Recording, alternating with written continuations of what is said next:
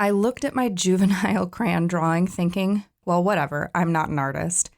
And at the same time, viscerally remembering the feeling in my cheeks of being ashamed and frustrated as a child when I couldn't make my art look the way I wanted, of fearing someone would laugh at what I made. And I was also thinking, dang, kindergartners are mean. You're listening to the Creative Impostor episode number 40.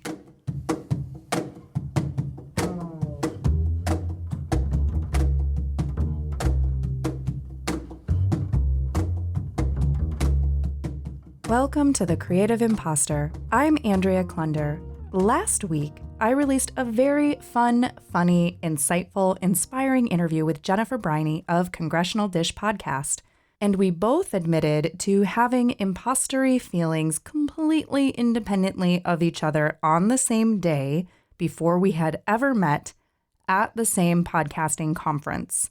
She was there to give a keynote about her brilliant listener-supported funding model for her show in a month when her revenue had dipped to its lowest point in quite some time. And I was pitched by her agent to interview her on my show in a month when my download numbers were abysmal because I basically hadn't published an episode for like 6 weeks.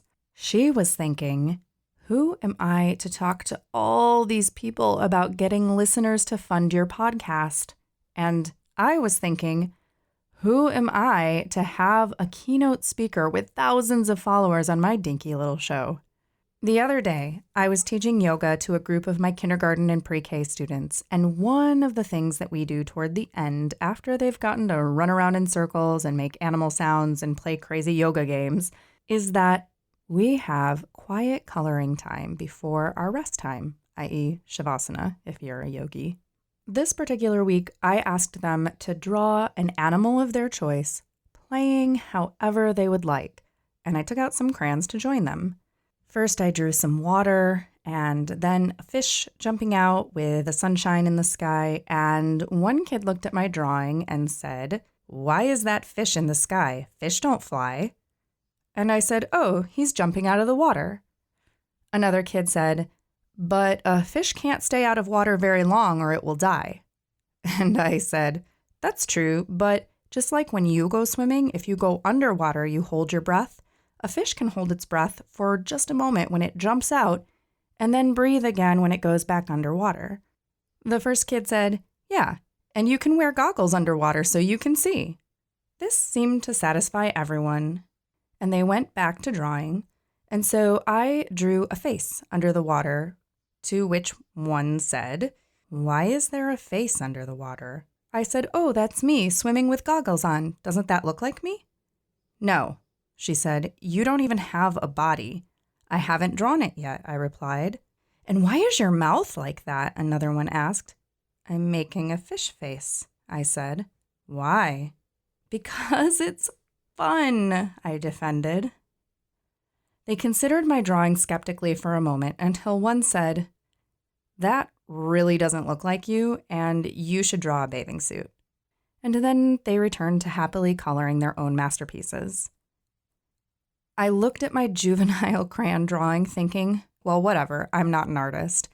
And at the same time, viscerally remembering the feeling in my cheeks of being ashamed and frustrated as a child when I couldn't make my art look the way I wanted, of fearing someone would laugh at what I made. And I was also thinking, dang, kindergartners are mean. Then, 2 days ago, it happened again in a totally different way. I had been asked whether I could and what it would look like to design a custom meditation and mindfulness training program for teachers to decrease their own stress levels and to implement in their classrooms to improve student behavior. I immediately said yes, and then started to do a little research about what is already out there in the marketplace and discovered that there are several really excellent programs that already exist. Like, really excellent.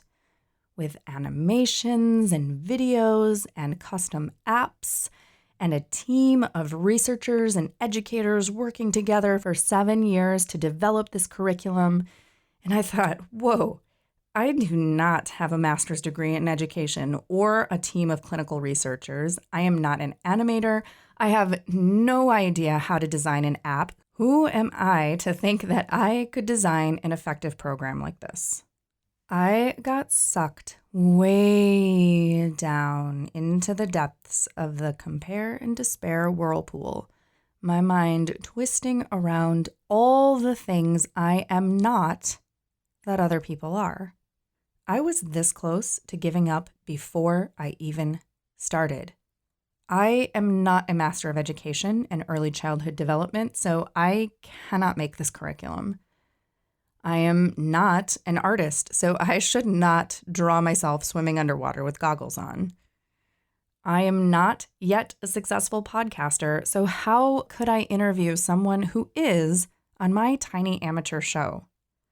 Look at all of those limiting beliefs and potentially missed opportunities I just created for myself simply by focusing on what I am not. So how did I swim my way back out of that imposter spiral? I called in reinforcements.